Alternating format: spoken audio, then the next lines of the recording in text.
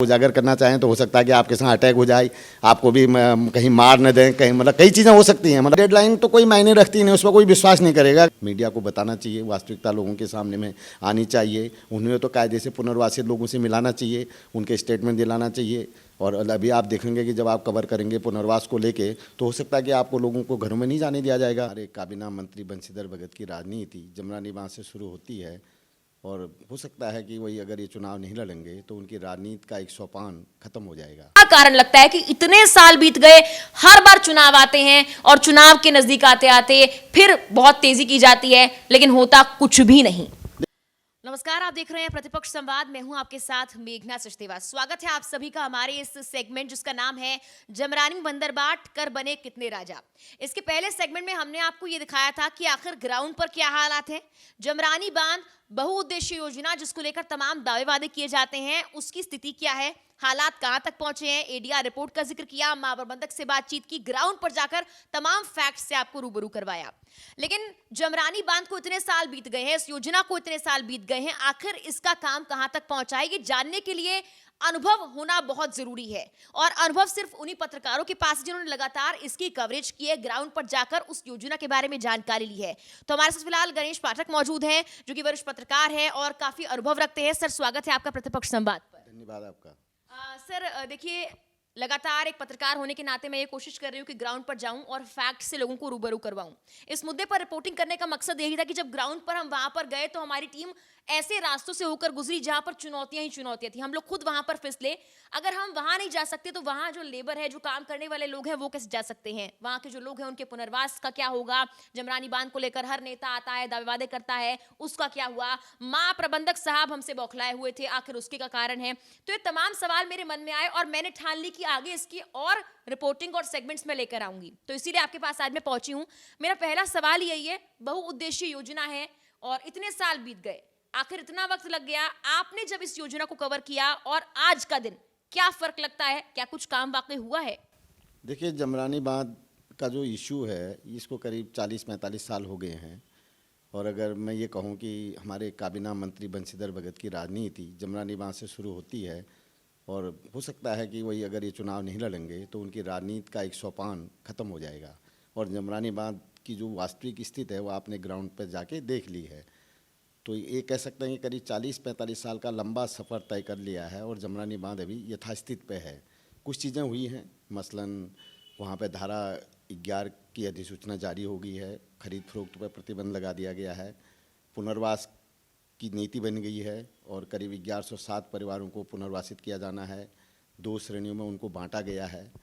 तो कुछ चीज़ें हुई हैं, मतलब बजट भी स्वीकृत तो हुआ है और उम्मीद जगी है कि जमरानी बांध बनेगा।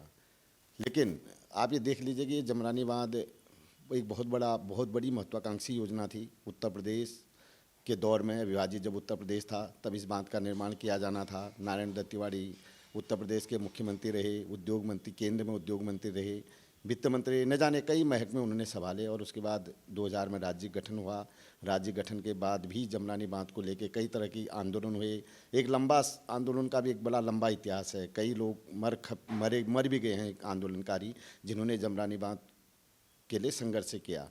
तब भी वो बांध नहीं बन पाया। हालांकि बांध बन रहा है, बनने की उम्मीद जगी है, बांध बनेगा, लेकिन कब तक बनेगा ये अभी हम तो नहीं कह सकते हैं। इसलिए नहीं कह सकते हैं कि सरकार की जो नीति है, जो उसका मैनेजमेंट है, जो तौर तरीके हैं, वो इस बात को इंगित नहीं करता है कि आप एक निश्चित समय में जमरानी बांध का शिलान्यास होगा, ये हम नहीं कह सकते हैं। हो सकता है प्रधानमंत्री 30 तारीख को यहाँ आ रहे हैं, वो जमरानी बांध पे भी कुछ बोल सकते हैं। हालांकि जमरानी बांध 2 राज्यों का है, ये इतना बड़ा नेशनल इशू नहीं है, इंटरनेशनल इशू नहीं है, लेकिन वो बोल सकते हैं, जमरानी बांध पे ही बोल सकते हैं क्योंकि वो बोलने में तो माहिर रही हैं।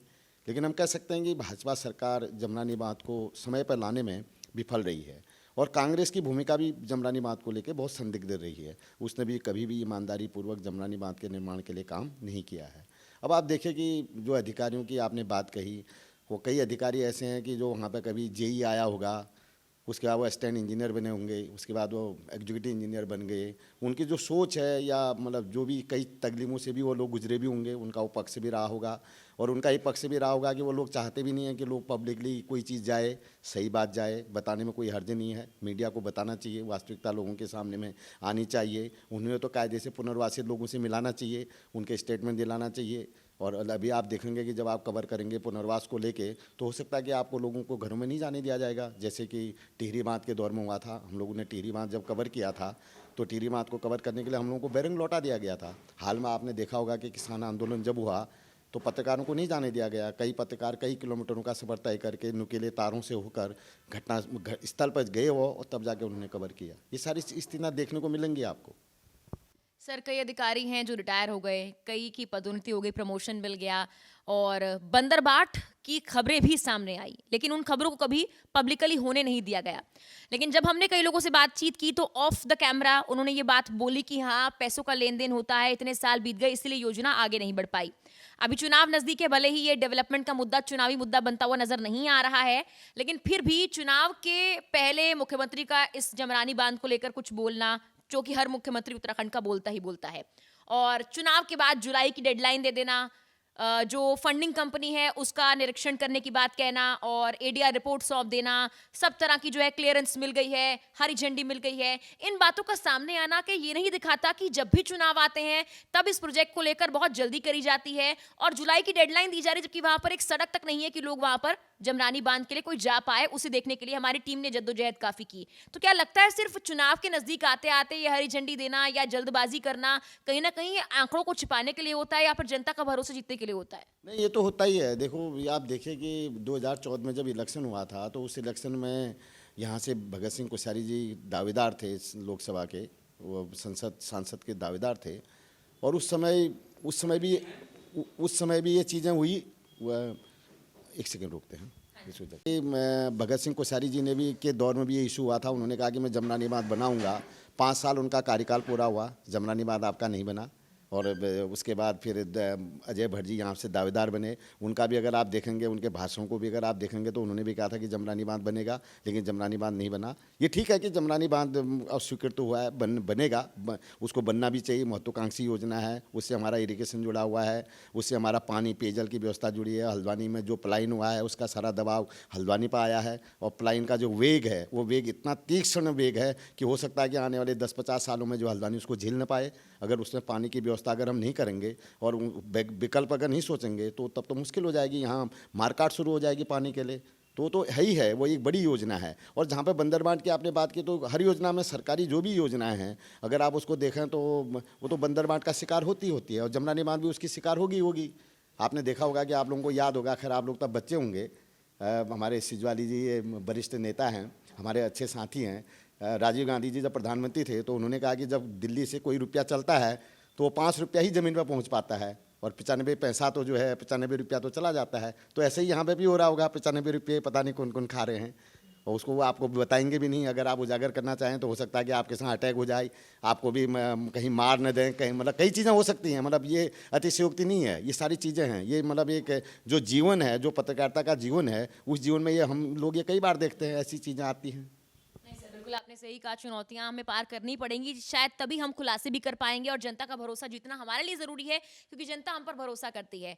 सर, एक बांध जो होता है विनाश का कारण भी होता है, विकास का कारण भी होता है। हम इससे पहले डिस्कशन भी इस बात पर कर रहे थे, लेकिन हमने शायद उत्तराखंड की जनता की बात करूं तो उन बांधों को सपोर्ट किया जो कहीं ना कहीं विनाश का कारण रहे, लेकिन ये जमरानी जो विकास का कारण बन सकता है, विकास कर सकता है, लोगों तक पानी पहुंचा सकता है, उसको लेकर हम चुप बैठ गए। इतने साल बीत गए, क्या आंकड़ों में गड़बड़ी थी? क्या वाकई वहां पर उस जमीन पर बांध बनने में इतनी देरी लगी कि वहां पर बहुत सारी चुनौतियां थी? क्या सरकार के सामने चुनौतियां आई? क्या उत्तराखंड और उत्तर प्रदेश की सरकार में समन्वय नहीं था? क्या समन्वय बनने में इतना वक्त लग गया कि बांध ही नहीं बन पाया?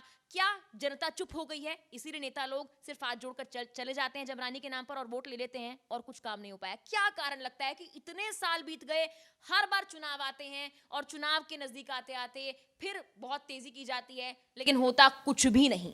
नहीं, चुनाव के नज़दीक आते आते तेज़ी तो स्वाभाविक प्रक्रिया है, क्योंकि जो राजनीतिक पार्टियां हैं उनको उसका माइलेज भी लेना है, उनको वोट भी हथियाना है। अगर इशू नहीं कहेंगे, अगर वो जल्दीबाजी नहीं दिखाएंगे, अगर सरकार अगर जल्दीबाजी नहीं दिखाएगी तो लोग वोट कैसे देंगे? वो उनको लगता है कि मतलब वोट का एक कारण ये भी हो सकता है। हालांकि अगर हम बहुत मतलब विश्लेषण करें, इलेक्शनों का विश्लेषण करें, तो हमें ही नहीं लगता कि आप चुनाव के समय कोई चीज़ डालें और मतलब कोई चारा डालें और लोग दाना ले लें, ऐसा तो नहीं लगता है। लेकिन ये भी एक इशू होता है, उनको लगता है कि वो कई चीज़ों से अपनी कोई कमी नहीं छोड़ें। अब आपने पूछा, बहुत अच्छा सवाल आपने पूछा कि जमरानी बांध को इतना समय क्यों लग हो गया। देखिए, जमरानी बांध को ज़्यादा समय लगने का पीछे का एक बहुत बड़ा कारण है कि हमारी जो नेशनल राजनीति है, उस राजनीति में हमारी पकड़ जब जब कमज़ोर होती रही, तब तक जमरानी बांध का इशू भी आपका नेपथ्य में जाता रहा। जब जब हम कहीं सत्ता में आए, जब एन डी तिवारी जी थे या उससे पहले आपके बहुगुणा जी थे, और उसके बाद मतलब 89 के बाद तो नरेंद्र तिवारी जी एक तरह से मतलब वो राजनीति के कहीं उसमें आए ही नहीं। अगर हम थोड़ा मनमोहन सिंह जी का कार्यकाल छोड़ दें, मतलब ये पहले का 90 से 95 का अगर थोड़ा बहुत छोड़ दें, उस समय कुछ की पोस्ट में वो रहे, तो यहाँ पर कोई था ही नहीं। जब कोई भी अगर आपका नेशनल पॉलिटिक्स में नहीं है, तो उस नेशनल पॉलिटिक्स में न होने के पीछे भी नहीं होगा। जैसे हरीश रावत पेयजल संसाधन मंत्री बने, उस पीरियड में जमरानी बांध का बहुत काम हुआ। हालांकि आज भाजपा कह सकती है सारा क्रेडिट भाजपा लेगी, लेकिन उन्होंने सारी बुनियादी चीज़ें की, दोनों राज्यों के बीच में सहमत बनी, सहमत पत्र पर हस्ताक्षर हुए, और चूंकि ये 2 राज्यों का मामला है, आज भी हमारी परिसंपत्तियाँ नहीं बढ़ पाई हैं। उत्तर प्रदेश के साथ परिसंपत्तियों को लेकर बहुत बड़ा इशू है। हाईकोर्ट को कहना पड़ा, नैनीताल हाईकोर्ट को प्रतिक्रिया करनी पड़ी, उसको स्टेटमेंट देना पड़ा चीफ जस्टिस को भरी उसमें अदालत में। उन्होंने कहा कि उत्तर प्रदेश में आपकी सरकार है, केंद्र में आपकी सरकार है, उत्तराखंड में आपकी सरकार है, परिसंपत्तियों के बंटने में क्या दिक्कत है? यही जो आपका सवाल है। उत्तर प्रदेश में भाजपा की सरकार है, केंद्र में भाजपा की सरकार है, उत्तराखंड में भाजपा की सरकार है, और तब भी जमरानी बांध जो चुनाव का इशू बन रहा है। ये कितना दुर्भाग्यपूर्ण है। सर, अभी इससे पहले हमने ये भी डिस्कस किया कि पुनर्वास को लेकर जो है बहुत दिक्कतें आने वाली है, लेकिन फिर भी जुलाई की डेडलाइन एक तरह से दी गई कि काम शुरू हो जाएगा। और पुनर्वास एक ऐसा वक्त होता है लोगों के लिए वहाँ जिनका पुनर्वास कराना है कि बहुत कुछ सोचना पड़ता है उनको। अब आगे उनकी ज़िंदगी कैसे चलेगी, कहाँ रहेंगे, क्या व्यवस्थाएं होंगी, ये बहुत बड़ा इशू है। लेकिन जब इस बांध के लिए इतना वक्त लग गया, तो पुनर्वास के लिए क्या आपको लगता है जो डेडलाइंस दी जा रही हैं, जो जल्दी से अब रिपोर्ट सबमिट की जा रही है, क्लियरेंस मिल रही है, उतनी तेजी के साथ अच्छी व्यवस्थाओं के साथ पुनर्वास भी हो जाएगा? नहीं, देखिए, सरकारी डेडलाइन तो कोई मायने रखती नहीं, उस पर कोई विश्वास नहीं करेगा। अगर आप जनता के बीच में अगर मैंडेट संग्रह करना चाहें, आज अगर जनमत तैयार करें कि ये सरकार ने कहा है और इस सरकार की डेडलाइन पर कोई काम होगा, वो तो हो ही नहीं सकता है। डेडलाइन तो बेमानी है। हाँ, ऐसा कि पुनर्वास एक बहुत बड़ा इशू है। अगर पुनर्वास में अगर थोड़ी बहुत अगर कमी रहेगी, और कमी रहनी स्वाभाविक है, क्योंकि जो हमारी प्रशासनिक महकमा है, जो मैकेनिज्म है, सरकार का जो मैकेनिज्म है और सरकार के जो सोचने का तौर तरीका है, हाँ, यहाँ बदलाव हो रहा है। उत्तराखंड में अगर बदलाव अगर होता है, अगर मुख्यमंत्री बदलते हैं, सरकार अगर बदलती है, तो तब हम नहीं कह सकते हैं कि हो सकता है कि मुख्यमंत्री कोई ऐसा विराट चेहरा आ जाए जो इनको बहुत मतलब सही तरीके से चीज़ों को ले ले। लेकिन अगर मौजूदा अगर हम परिस्थिति का अगर आकलन करें, तो आप पाएंगे कि मुझे तो नहीं लगता कि पुनर्वास को लेकर यहाँ कोई विवाद नहीं होगा। आप हर दिन पुनर्वास को लेकर आप विवाद पैदा होते देखेंगे, आप उसके गवाह बनेंगे और हम भी गवाह बनेंगे। तब आपका सवाल यही होगा, हम इसका उत्तर यही दे रहे होंगे कि पुनर्वास में बहुत गड़बड़ी होगी और बहुत समय लगेगा इसमें। कह सकते हैं कि पुनर्वास के विवाद के साथ एक बार फिर से जो है ये जो जमरानी बांध है वो सुर्खियों में रहेगा और टलता रहेगा। फिर साल आगे बीतेंगे, फिर यही सवाल हमारा आपसे होगा कि आखिर जमरानी क्यों नहीं बन पाया। चलिए सर, धन्यवाद अपना वक्त हमें देने के लिए।